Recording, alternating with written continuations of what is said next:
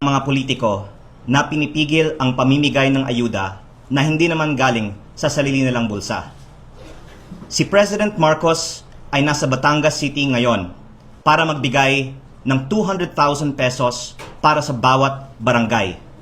Pero hindi niya alam, at least 84 barangays ng Batangas ang hindi inimbitahan. Isang kapitan, sinabihan ng presidente ng Liga ng Barangays ng Batangas na hindi sila kasama dahil nagtatampo raw sa kanila si Governor Vilma Santos Recto. Siguro naman hindi ito alam ni President Marcos. Siya ang nasisira dito kasi ang pangako ay galing sa kanya na bawat barangay makikinabang at hindi ito natutupad ngayong araw. Ngayon, naiparating namin ito sa Malacanang at sinabi nila na ihahabol nila ang 200,000 pesos para sa mga barangays na hindi naisama ngayong araw. Ako po ay buong galang na nananawagan, President Marcos, na ibigay ninyo ngayong araw ang 200,000 pesos sa mga barangays na hindi inimbitahan sa bigayan ng 200,000 pesos ngayong araw at imbestigahan ninyo ang pamimigay ng ayuda na pinangungunahan ng inyong Executive Secretary Ralph Recto. Habang hindi naayos ng gobyerno ang pamimigay ng ayuda, isuspindi dapat din ang excise tax at VAT sa langis para hindi na madamay ang ating mga kababayan sa maling sistema ng pamimigay ng ayuda. At dahil tayo po ay nasa Kongreso ngayon, ako po ay nag-file din sa Bills and Index ng isang House Resolution respectfully urging the Office of the President to investigate reports on discrimination and possible corruption in the bawat barangay makikinabang, bawat bayan makikinabang, and other ayuda programs, and to ensure transparent, equitable, and efficient release of funds to local government units. Base po sa karanasan sa aking distrito sa Batangas, kung saan ang mga tricycle drivers at mga magsasaka at mangingisda ay hindi pa nabigyan ng ayuda. Napakabagal po ang tugon ng gobyerno, kaya mas mabuting ibaba na lang ang VAT o excise tax. Pero kung saan nagbibigay naman ang ayuda, ang reklamo naman po ng ibang mga tricycle drivers ay ang haba ng pila, may report nga na may namatay nung isang araw, at ito po ay systemic issue sa lahat ng mga ayuda programs o kahit ibang klaseng mga pork barrel ng ating pamahalaan. Kaya nakikiisa ako din sa ibang mga kasamahan ko sa Kongreso na nagsabi na yung inanunsyong bawat bayan makikinabang program ay isang form din ng pork barrel dahil sa halip na ibigay na lang sa lahat ng mga bayan sa ating bansa sa pamamagitan ng formula tulad ng National Tax Allotment, pinipili sino at magkano ang bibigyan. Kung lahat man ay bibigyan, baka ang iba inuuna at ang iba ay nabibigyan ng mas malaki. Kaya gusto ko din sanang isapubliko na lang ng gobyerno magkano ang natatanggap ng bawat municipality, city, and barangay sa ating bansa sa ilalim ng bawat bayan makikinabang program para din tiyakin natin na walang korupsyon sa alokasyon ng pondong ito dahil meron akong isang unconfirmed report sa aking distrito ng isang LGU na inalok ng isang middleman ng pondo sa ilalim ng Local Government Support Fund kapalit ng komisyon. At nung nabanggit ko din ito sa iba, ang tugon naman ng iba ay ganyan talaga ang sistema, talamak daw.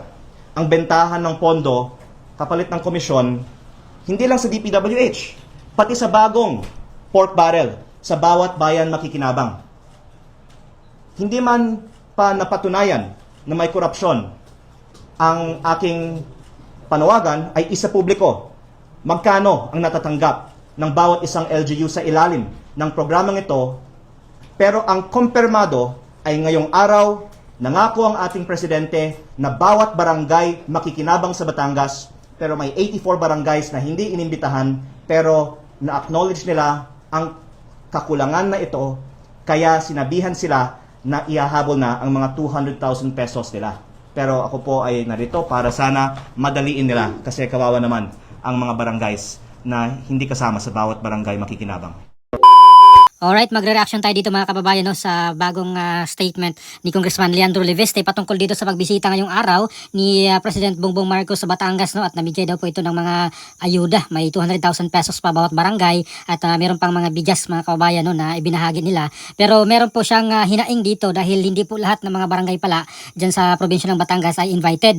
May 84 na barangay ang hindi invited dahil nagtampo daw po ito si Governor Vilma Santos sa recto mga kababayan. Kaya bagay na hindi pinalampas no ni Congressman Leveste na talagang nagsalita siya at ipinaalam sa Malacanang na may ganong nangyayari no na hindi na imbita yung mga barangay na iyon dahil nagtampo di umano itong si Vilma Santos. Kaya sabi dito ni Congressman Leveste ay dapat yung mga politiko ay hindi nakikialam dito dahil hindi naman nila pera yung mga ipinamigay nila. Pero bakit may mga ganong klaseng mga panggigipit no or yung mga hindi nila kaalyado ay hindi po nila iniimbitahan or hindi nila bibigyan ng mga ayuda no at alam naman po natin na hindi naman pera ng mga politiko yan mga kababayan, particularly dito sa Batangas. Yung pera na yan ay galing din po yan sa mga taong bayan no at yung ayuda na yan ay dapat mapakinabangan ng lahat ng mga Pilipino no at sana hindi lang po sa Batangas ang mabigyan ng ayuda itong tagto 200,000 kada barangay no mga kababayan dahil lahat naman po ay apektado dito sa pagtaas ng presyo ng petrolyo. Lahat apektado,